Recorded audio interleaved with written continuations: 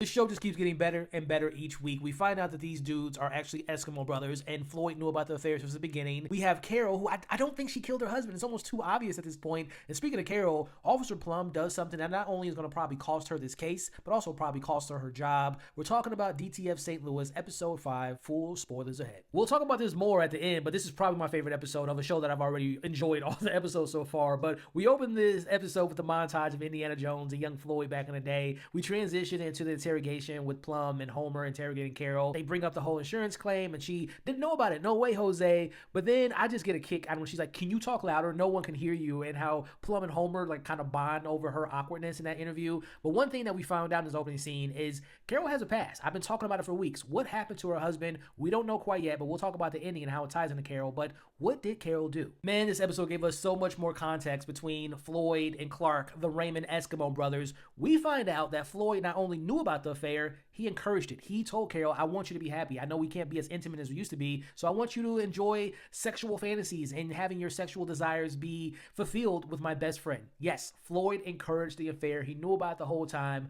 What some freaky ass stuff they got going on. This puts so much more context into the end of episode 1 when he saw him signing to Clark that he knew that he was having an affair. He knew about it because he was the one that encouraged it. Oh yeah, how can I forget that not only did Floyd know about the affair, but he was in the closet watching it go down. All of the pillow talk conversations, all the weird sex fantasies that they were doing with the robot and all the crazy sexual positions. Floyd knew all about it. I said this a couple weeks ago. I wonder if Clark is bisexual, and I think this episode confirms this because we know he moved his daughter's swing set so he can look at the hot neighbor wife across the yard, and now we see him looking at who I'm assuming is the husband. So again, nothing's wrong with being bi, but I'm like, okay, Clark swings both ways, and this episode really showed that. Let's shine a light on my boy Floyd in this episode. I think one of my favorite scenes is when he's running out of the hotel room saying, repeating what Clark wants, which is a rim job, and he sees his kid across the yard who's deaf and blind, and he helps him because he was going to fall in the pool. And it's just another example of how nice of a guy Floyd is. And I said this maybe an episode or two ago. He's just too nice, man. He's always filling up everyone else's cup. He's always helping people.